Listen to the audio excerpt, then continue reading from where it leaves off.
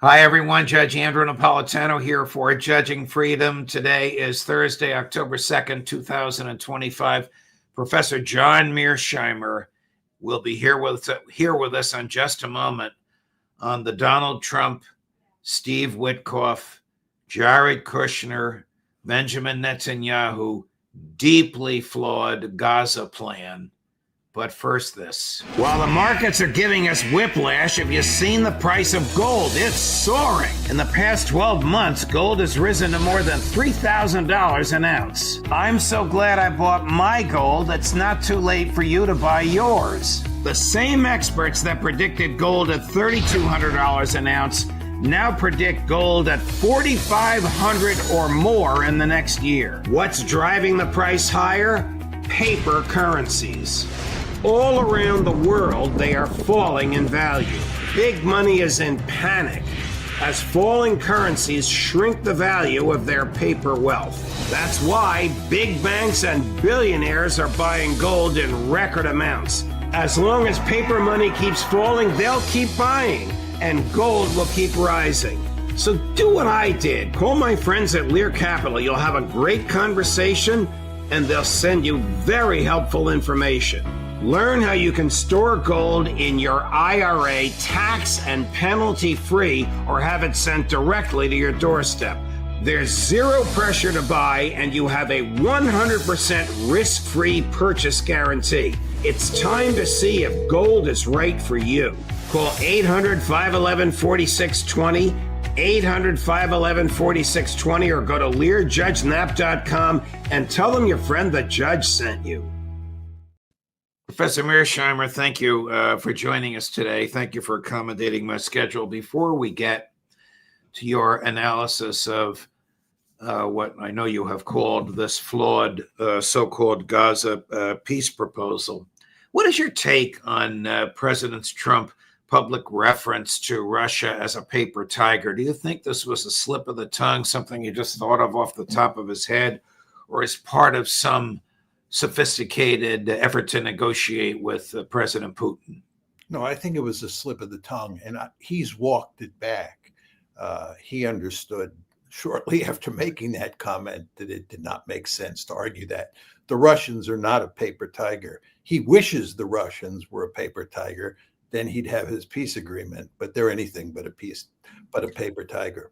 The day before he made the paper tiger comment, he rather ostentatiously authorized the American intelligence community, civilian and military, so CIA and DIA and whatever else there is, to aid the Ukrainian military in aiming American weapons to reach deep inside Russia. I would think normally a finding or an authorization like this wouldn't be made public, but he made it public. Is the United States at war with Russia? It's what I call an almost war. I mean, we're obviously not doing the actual fighting. We don't have trigger pullers out there on the ground, but we're about as close as you can get to participating in this war without formally being in it. The Russians basically think we're at war with them. But anyway, back to providing intelligence for missiles to hit inside of Russia. For that to really matter, we have to give the Ukrainians missiles, and then we have to give them permission to use those missiles. And just to take the famous ATACMS, which we once gave to the Ukrainians, Trump stopped giving the Ukrainians ATACMS, and he's not giving them permission to use those ATACMS. So today, when we talk about giving intelligence to the Ukrainians, we think about it in the context of giving the Ukrainians Tomahawk missiles. Trump has made no decision to give them Tomahawk missiles.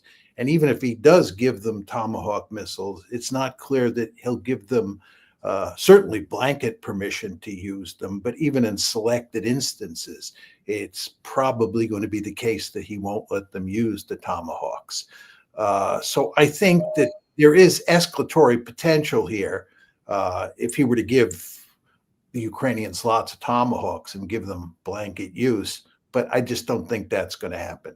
So if he gives the tomahawks, and one of our guests, who's not a military person, but is a very, very astute journalist, said, okay, you're a Russian lieutenant looking at a radar screen. The colonel is a few rows behind you, and you go, Colonel, there's some tomahawks coming at Moscow. I don't know if they have nuclear warheads on them. What do we do, Colonel? Is it that realistic? It is realistic. There's no question about that. I mean, you have all sorts of weapons in the inventories of countries like the United States, China, and Russia that have a dual use capability. They can be used conventionally, or they can be used with a nuclear warhead on them. A good example of this, by the way, is when people talk about fighting a possible war between the United States and China, and the United States starts attacking Chinese military equipment and weaponry. The problem that you run into is a lot of the missiles and planes that you think you're destroying, that you think are conventional weapons, may have nuclear warheads on them.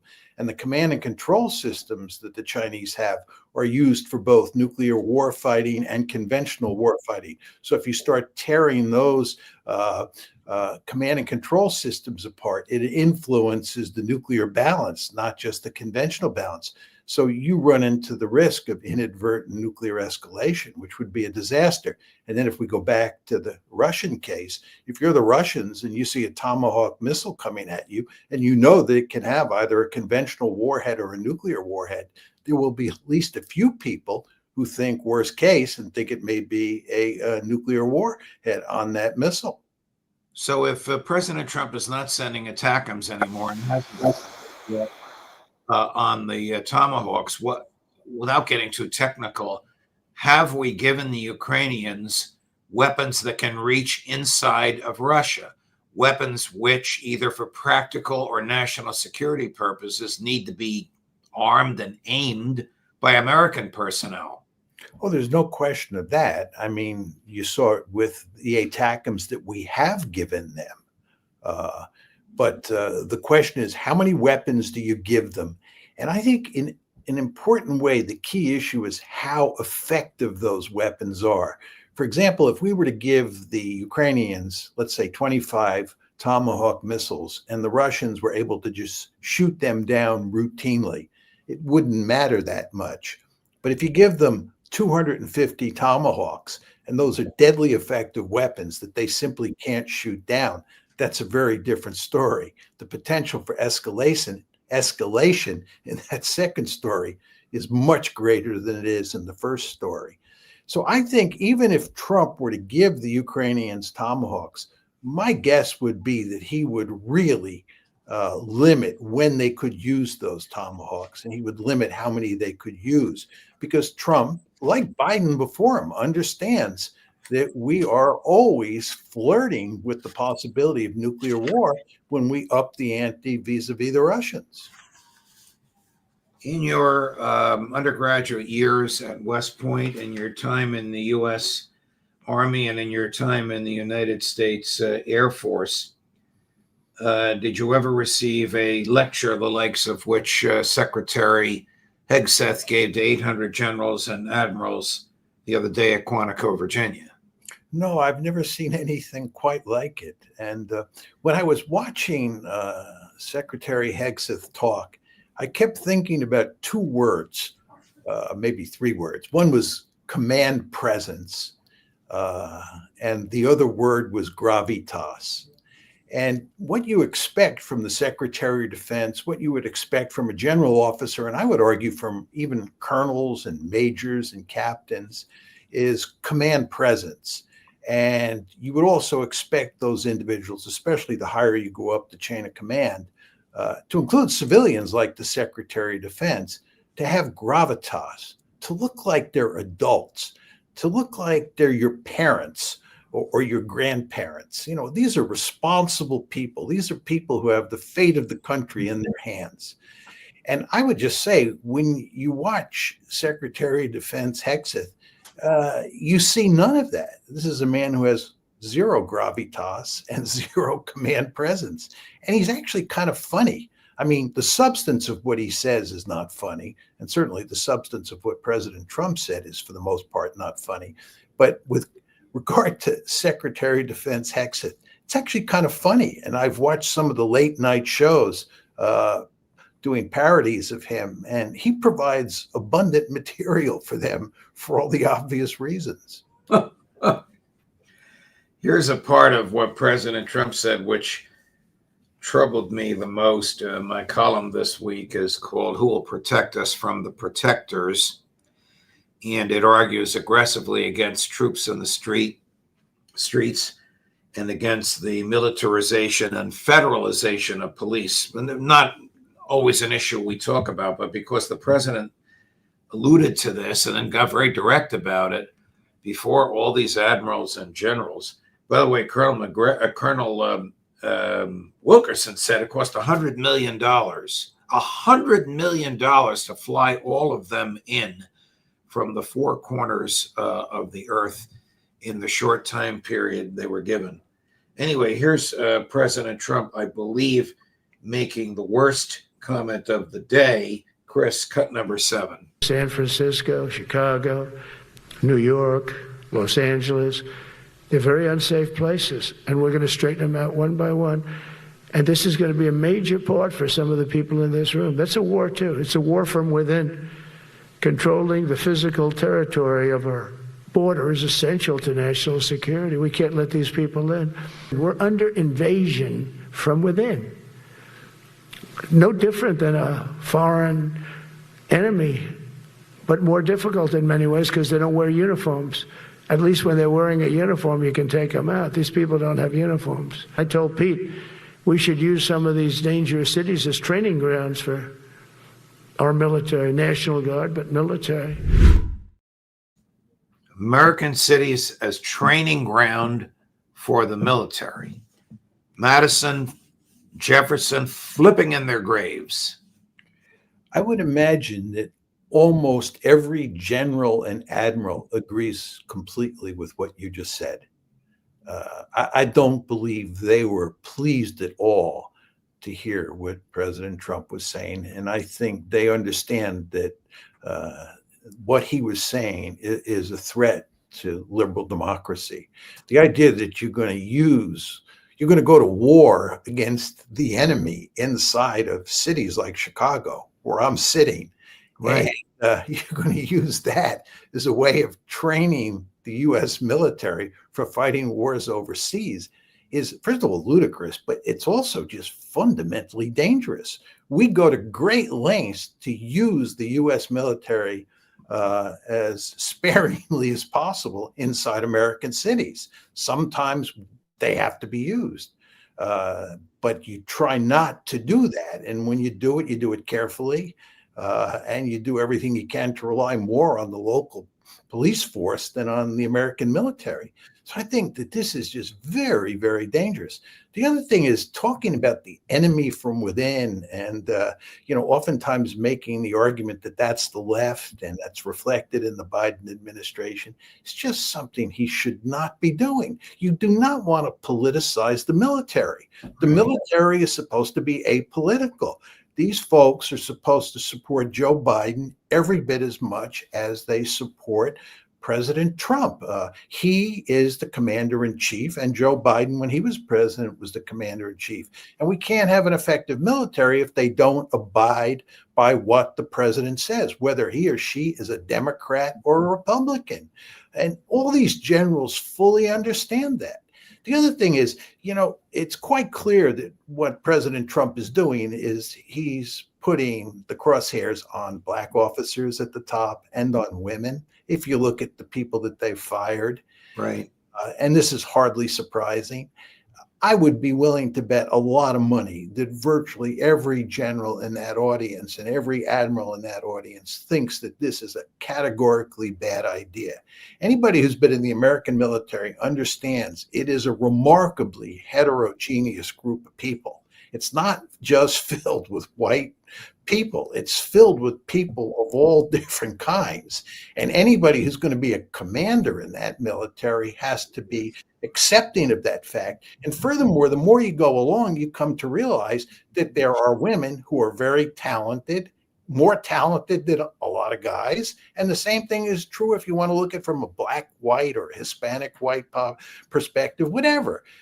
And these generals and admirals surely understand that Trump is going to cause unending trouble if he continues down these various roads he's been headed down. So who are the enemy within? A guy who overstayed his visa but has an American wife and American children and runs a small business and employs people but is technically here illegally. He's law-abiding and pays taxes.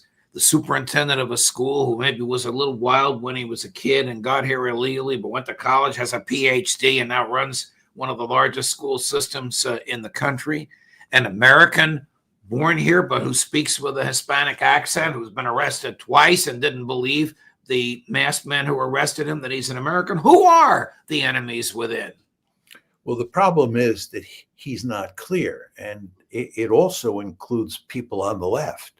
I mean, he's out to get people who have left-wing political views. And this is just a no-no. But the other thing is, let's just take illegal immigrants.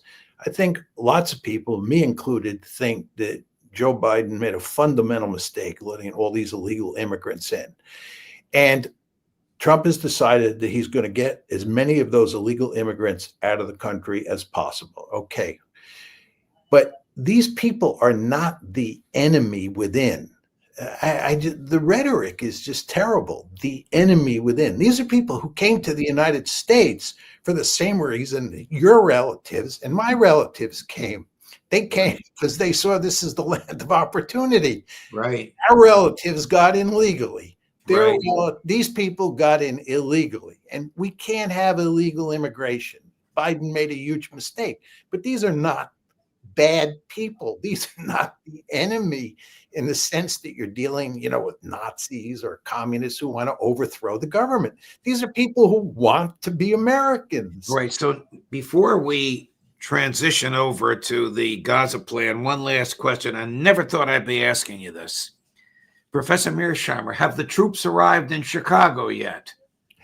I think there's small numbers, but I haven't seen any. And I was actually downtown yesterday looking for them. Didn't see any of them. So if they're here, they're few in number. And I mean, this is crazy that we're talking about this, but we have to, because this is what he's thrust upon us. But you also just want to remember the crime rate in Chicago has been going down. The idea that this is a crime-infested city where you can't walk anywhere bears little resemblance to reality. Yes, we have neighborhoods where there's a lot of crime, and it's inside those neighborhoods where people kill each other or rob each other for the most part. But huge chunks of the city, right, are remarkably safe, and huge chunks of the city are very safe or quite safe. Central cities in the United States are not the safest place in the world. We all agree on that. But the idea that this is one big teeming jungle and everybody's out there killing each other in a Hobbesian type way bears zero resemblance to reality.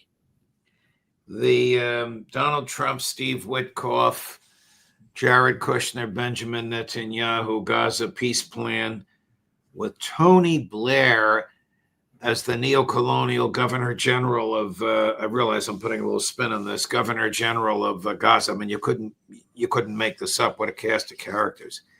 How is this going to play out beyond the announcement the other day? Well, it's a terrible plan. I mean, that's the first thing that we should emphasize. Basically, what happened here is that the Trump administration came up with a plan, and then the Israelis vetted it.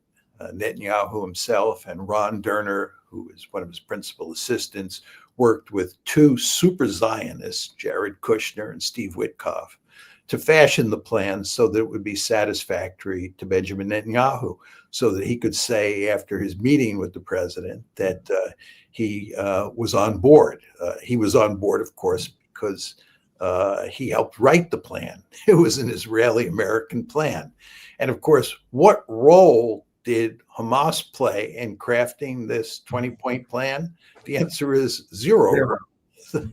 And they were presented with a fait accompli, and President Trump told them they had 3 or 4 days to make up their mind, or all hell would break loose. So if you just look at the whole process, you sort of wonder, is this really the way to design and execute a peace process? And the answer is almost certainly no. Then you look at the deal. Just a number of points here. First of all, the Palestinians have to give up all 48 of the hostages. Quite a few of them are dead, by the way. But they have to give up all the hostages within the first 72 hours. And everybody knows the hostages are the only leverage that the Hamas fighters have. So they have to give up their only leverage in the first 72 hours. Then they have to completely disarm. Hamas has to completely disarm to the point where it even destroys all of its tunnels. So it's defenseless. Then the Israelis don't withdraw immediately. They withdraw in phases. And that means that they'll stop, probably at phase 2, certainly at phase 3. But even in the end, if they do withdraw, they don't withdraw completely from Gaza. They're on the perimeter. So those are the first 3 points that favor the Israelis. But then you get to the really important stuff, which is the politics. First of all, there's no end game here. There's no horizon. Right. And the 20th point, if you look at it carefully, remember, it's a 20-point document. The 20th point talks about the political horizon, says there's no political horizon, and says that we're going to have discussion on what the political horizon is. This means the Palestinians are not going to get a state of their own. And of course, Netanyahu has made it clear after his meeting with Trump, they're not getting a state of their own. Well, if they're not getting a state of their own, what are they getting? There's no answer there. And then there's the whole question of political control, self-determination. What happens inside of Gaza once the shooting stops? Who's in control? And the answer is not the Palestinians. The answer is that you're going to bring in some Arab armies and Tony Blair and so forth and so on. And President Trump himself, he's going to be the head of the so-called Board of Peace. And they're going to run Gaza. Right. And then at some point, after they finish training the Palestinian Authority could take control. This is the first time the Palestinians get to control their own fate. And it's somewhere in the distant future. But notice who is determining which Palestinians will run the place. We are. We've determined it's the Palestinian Authority, which has zero legitimacy among the Palestinian population. And we're going to train it up so it does what we want. And then it is going to be put in charge. This is neo-colonialism. This is hard to believe. So Tony Blair, who used to live at number 10 Downing Street, is he now going to live in Gaza City?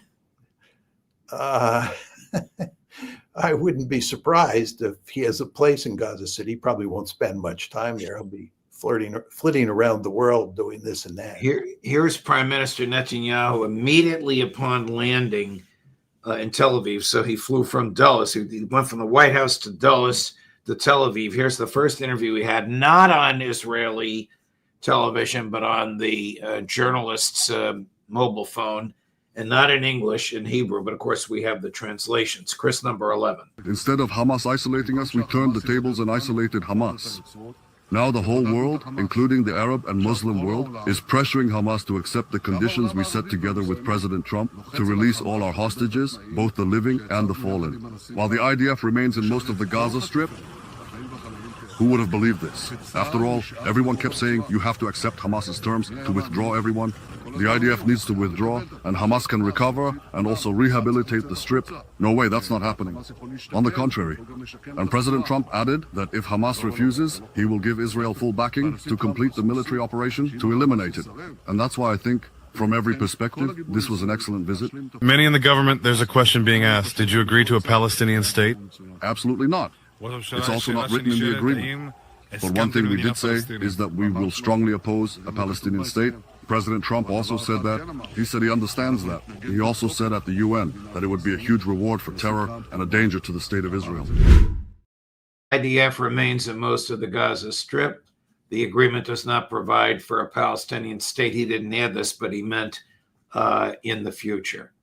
What did he do? Change the terms between the time he left Trump and the time he landed in Tel Aviv? Well, if you read the document carefully, it comes very close to saying what he said. This is why the document is a disaster. By the way, when various proposals were floating around before this 20-point plan came out, there was a 21-point plan. And the 21st point that disappeared had to do with annexation of the West Bank, where it said in the document that Israel would not annex the West Bank, which of course is a point that President Trump likes to make. But I would note to you, you see no reference to that in the 20-point plan that was issued this past Monday. You know, Trump said he would stop Netanyahu from annexing the West Bank. How can he do that? Well, I don't know. I mean, he certainly has it within his power, but when you look at what the lobby can do to him, it seems to me that Israel and the lobby have something on him. He has zero maneuver room. Well, what can they do to him since he doesn't and have to and can't run for re-election? They may have very embarrassing material on him that he just absolutely does not want in the public domain. I mean, think about the Jeffrey Epstein files. Don't you find it quite remarkable the extent to which the Trump administration and before that the Biden administration went to allow these files out into the open? There has to be lots of material in there that's very damning for a lot of very important people. If there are pictures of Donald Trump doing something that would be unanswerable if the public saw it, wouldn't the Biden people have gotten that out during the election to help Kamala Harris? No, because there are probably pictures as well of Democrats who would be devastated or destroyed if the tapes of them were released as well. Wow. Again, you want to realize that the Biden administration had zero interest in letting the Epstein files out, and the Trump administration has followed suit. So would the donor class destroy Trump? He's their best friend they've ever had in the White House. If Trump turned on Israel, they'd go to enormous lengths to destroy him.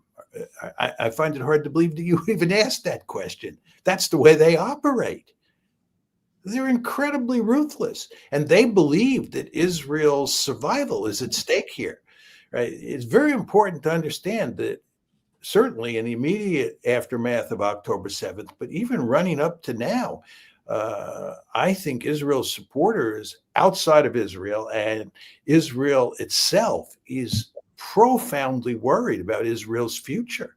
I mean, its reputation has been destroyed. If you look at public opinion polls, you know, the New York Times has just done a big public opinion poll, Right. gauging where the American public is on Israel.